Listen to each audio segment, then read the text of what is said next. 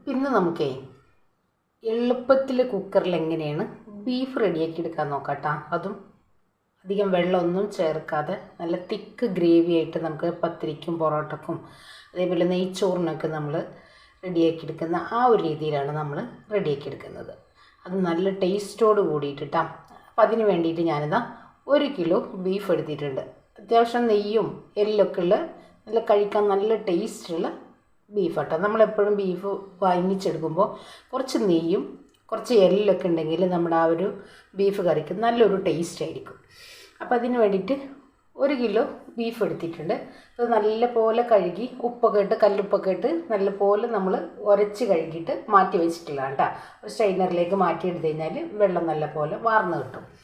പിന്നെ നമുക്ക് വേണ്ടത് 1 കൈപ്പിടിയോളം കൊച്ചുള്ളി, ചെറിയ ഉള്ളിയാണ് ഇത്. ഒരു മീഡിയം സൈസ് 2 ചെറിയ സവോള ചെറിയതായി നല്ലപോലെ ഒന്ന് തിന്നാക്കി നമ്മൾ അരിഞ്ഞെടുത്തിട്ടുണ്ട്. തക്കാളി, ഇഞ്ചി, വെളുത്തുള്ളി, പച്ചമുളക് ഇതും കൂടെ ചതക്കിയിട്ട് വെച്ചിട്ടുള്ള കേട്ടോ. നമ്മൾ ഇതേപോലെ ചതക്കിയിട്ട് ഫ്രിഡ്ജിൽ ഒരു ബോട്ടിലിൽ നമുക്ക് സൂക്ഷിച്ച് വെച്ചാൽ മതി. ഒട്ടും വെള്ളം ചേർക്കാതെ റെഡിയാക്കി എടുക്കാം. ഇനി നമുക്ക് 1 കൈപ്പിടിയോളം കറിവേപ്പില, മല്ലിയില, പുതിനയില. ഇനി നമുക്കിതിലേക്ക് ആവശ്യത്തിനുള്ള ഉപ്പ്. ഒന്നും വഴറ്റാതെ നല്ല അടിപൊളി ടേസ്റ്റിൽ തന്നെ നമുക്കിത് റെഡിയാക്കി എടുക്കാം.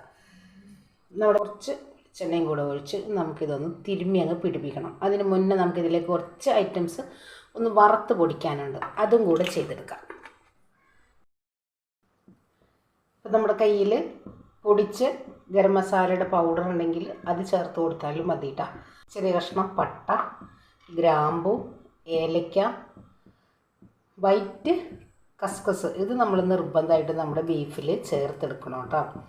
പിന്നെ നമുക്ക് വേണ്ടത് ചെറിയൊരു ജാതിപത്രി, ബ്ലാക്ക് ഏലക്ക ഇതും കൂടെ ചേർക്കുമ്പോഴാണ് നമ്മുടെ കറിക്ക് പ്രത്യേക ഒരു ടേസ്റ്റ് കൂടുന്നത്. പിന്നെ നമുക്കിതാ ഞാൻ കുറച്ച് ആ ഒരു സ്റ്റാർ ഉണ്ടല്ലോ അതെടുത്തിട്ടുണ്ട്. കുറച്ച് നല്ല ജീരകം, കുറച്ച് പെരുംജീരകം, 1 കൈപ്പിടിയോളം കുരുമുളക്. ഒന്ന് ഇടിക്കല്ലിൽ വെച്ചിട്ടോ അല്ലെങ്കിൽ മിക്സിയുടെ ജാറിലൊന്ന് പൊടിച്ചെടുത്താൽ മതിയാവും.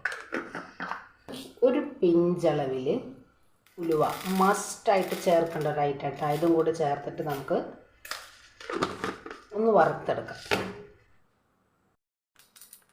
അപ്പോൾ ഇതാ ഇവിടെ ചൂടാക്കി എടുത്തിട്ടുണ്ട്. ഇനി നമുക്കിതൊരു പ്ലേറ്റിലേക്ക് മാറ്റി കൊടുക്കാം. അപ്പോൾ ഇതാ ഞാൻ ആ ഒരു ചൂടായ പാനിലോട്ട് ഒരൽപ്പം മല്ലിപ്പൊടി ഒന്ന് ജസ്റ്റ് ഒന്ന് ചൂടാക്കി എടുക്കുന്നുണ്ട്. ഫ്ലെയിം ഓഫ് ചെയ്തിട്ട് നമ്മൾ ഈ ഒരു പാനിലൊന്ന് ചൂടാക്കി എടുക്കുന്നത് കേട്ടോ വരുന്നുണ്ട് കേട്ടോ. അപ്പോൾ ഈ ഒരു രീതിക്ക് നമുക്ക് പൊടികളൊക്കെ ഒന്ന് നമ്മുടെ ബീഫിലോട്ട് ചേർക്കാം. അത് ഒരൽപ്പം മുളക് പൊടി അതിനോടൊപ്പം തന്നെ ഒന്ന് ചൂടാക്കി എടുത്തിട്ടുണ്ട് കേട്ടോ. ഇതിലേക്ക് ഒരൽപ്പം മഞ്ഞൾപ്പൊടി ചേർത്ത് കൊടുക്കാം. കുരുമുളക് പൊടി, എരിവൊക്കെ നമ്മുടെ ഇഷ്ടത്തിനനുസരിച്ച് കൂട്ടുകയും കുറയ്ക്കുകയും ചെയ്താൽ മതി. പിന്നെ നമുക്ക് വേണ്ടത് ഒരൽപ്പം മീറ്റ് മസാല, ഇറച്ചി മസാല ചേർക്കാം. ഒരുപാട് വേണ്ട. പൊടിച്ച് മാറ്റി വെച്ചിട്ടുള്ള നമ്മുടെ ഈ ഒരു പൊടിയും കൂടെ ചേർക്കാം. ഇത് പിന്നെ ഇത് കൈ വെച്ച് നമുക്കൊന്ന് ബീഫിലൊക്കെ ഒന്ന് നല്ലപോലെ പിടിപ്പിച്ചങ്ങ് എടുക്കാം.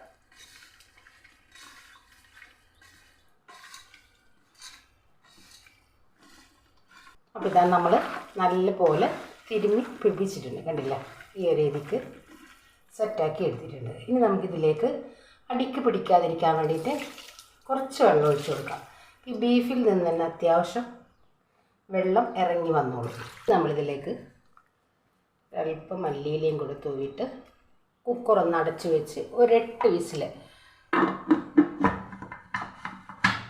കണ്ടില്ല? ഒത്തിരി ഗ്രേവി ഒന്നും ഇല്ലാതെ നല്ല തിക്കായിട്ടാണ് നമ്മളിത് എടുത്തിട്ടുള്ളത് കേട്ടോ. കണ്ടല്ലോ? ഇനി ഇതിലേക്കുള്ള ഒരു താളിപ്പ് നമുക്ക് റെഡിയാക്കി എടുക്കാം. ഒരൽപ്പം വെളിച്ചെണ്ണയും ഒരൽപ്പം നെയ്യും കൂടെ ചേർത്തിട്ട് ചുവന്നുള്ളി, കറിവേപ്പില, ഒരൽപ്പം മീറ്റ് മസാലയും കൂടെ എണ്ണയിലേക്ക് ഇട്ടിട്ട് താളിച്ചൊഴിച്ച് കൊടുക്കാം. നമ്മൾ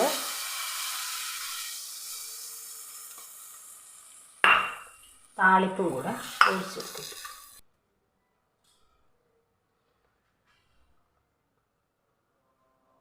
ഒരു 1/4 കപ്പ് തേങ്ങാപ്പാൽ, തനി തേങ്ങാപ്പാലാണ്, വെള്ളം കുറവായിട്ടുള്ള തേങ്ങാപ്പാൽ. ഇത്രയുള്ള നമ്മൾ അടിപൊളിയായിട്ടുള്ള ബീഫ് കറി ഇവിടെ റെഡി ആയിട്ടുണ്ട്. നമ്മൾ പത്തിരിയുടെ കൂടെയും നെയ്ച്ചോറിൻ്റെ കൂടെ അടിപൊളി കോമ്പിനേഷനാണ് കേട്ടോ.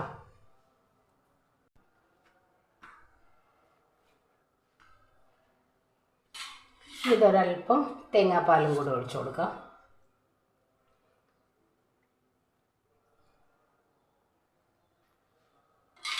ബീഫ് കറി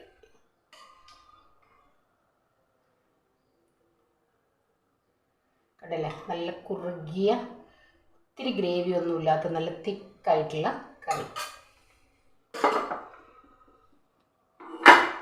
കണ്ടല്ലോ.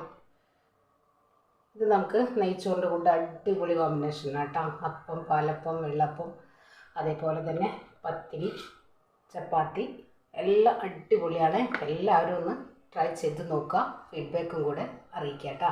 അപ്പോൾ ഇൻഷാ അല്ലാഹ് നാളെ മറ്റൊരു വീഡിയോ കാണുന്നവരെ അസ്സലാമു അലൈക്കും.